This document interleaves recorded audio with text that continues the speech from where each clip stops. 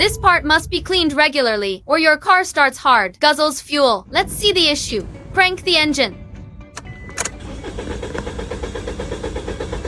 Nothing. Try again.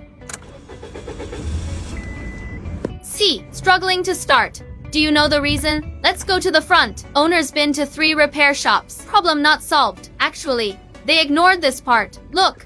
That's it. EGR valve. I suspect it's broken. Let's rip it out. Unplug the connector. Unscrew bolts. Okay. You can take it off now. My God. See, sludge everywhere. This is why your car is hard to start and has high fuel consumption. Now let's clean it up.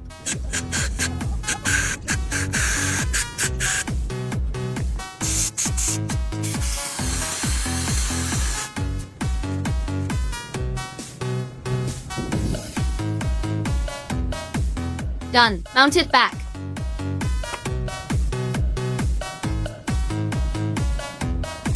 Okay.